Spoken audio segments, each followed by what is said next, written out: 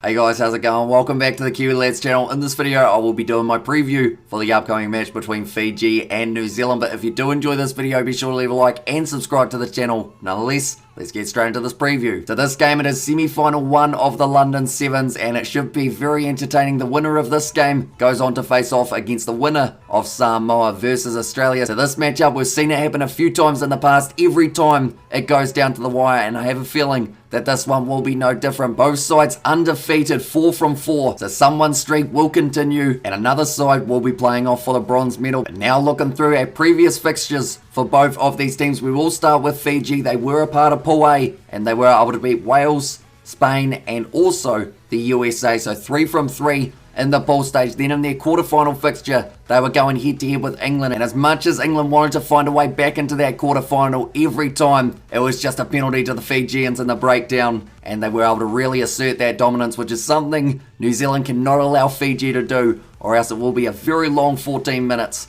for the Kiwis. But in that game up against England, Fiji able to get the win, 36 points to 10. So very impressive performance, and you would have to say they've got plenty of momentum heading into the semi-final. Now looking through at what New Zealand has been able to do, they were able to beat Australia, France, and Canada. So 3 big matchups, but they were able to get themselves those 3 victories. Then they had their game up against Ireland, which always seems like it could be going either way. But the fact is that New Zealand have never lost to Ireland, but every time they play, it seems like Ireland get that little bit closer to being able to get their first monumental victory. But New Zealand able to win that game 17 points to 7 over Ireland, so that moved them through to the semi-final. But their job is far from done, as now they have to go head-to-head with Fiji, which is never an easy game. Definitely not when it's not even the final that you are going head-to-head with the gold medalists from last week's Toulouse competition. But now looking through at key players for both of these sides that I feel will be able to step up and play an important factor in this semi-final. So the 3 players that I am going to be talking about for Fiji as ones to watch. First of all, Joshua Vaqueno Rebelli. I did have him as one of my keys for the quarterfinal, and that man stepped up, scored 2 tries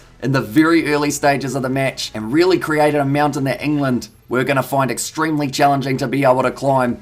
And I mean, that's the thing, he actually climbed very well for an interception pass that he was able to score, and that was the second try that he got in the 4th minute. Another player for Fiji that I am going to be saying will play well, it is Filippo Boccaiaro. Looked very good in that last matchup, and I feel like for Sevens, if you have a good last game, that is normally all you need to be able to have a good game after that. And it sounds like such a simple concept, but at the end of the day, if you're out of form at the start of a competition, normally that is actually how you end that competition. Whereas some of these Fijian boys, they have been playing well, not just for this competition, but pretty much the whole year that they have been back in the Sevens department. But yeah, he is another one that I think will be able to do extremely well. And then the last name that I have got there, it is going to be Jeremiah Matana. He actually scored a try in that last match up against the English also, but he's got a huge amount of size and was always trying to use it in the best way that he could, which was pretty much just running over the top of England. But those are the 3 Fijian players I think we should be looking out for in this game. Now for New Zealand, first name Naroni Magavi Black. I think he will be one to watch out for. He did actually score in that game up against Ireland, but not just that, his kicking will be so important to be able to get those extra 2 points, because Fiji, we know, are going to score a lot of tries.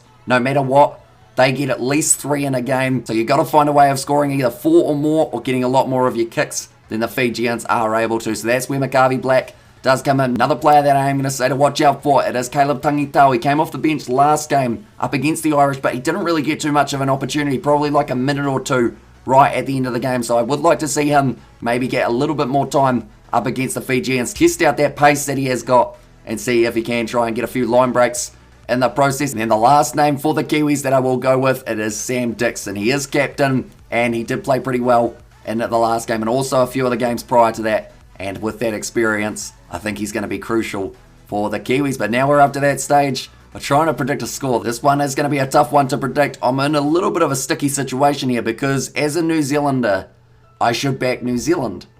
But I think that Fiji might be able to win this game, which sounds really bad. Although, to be fair, probably sounds alright if you do go for Fiji. But I'm going to say Fiji win this game by 5. It's going to be close, like it always is between these 2 sides. But in the end, Fiji just going to sneak it and book themselves a spot in the final up against Samoa or Australia. But thank you all very much for tuning in. If you did enjoy, be sure to leave a like and subscribe to the channel, and I will see you all for the next one.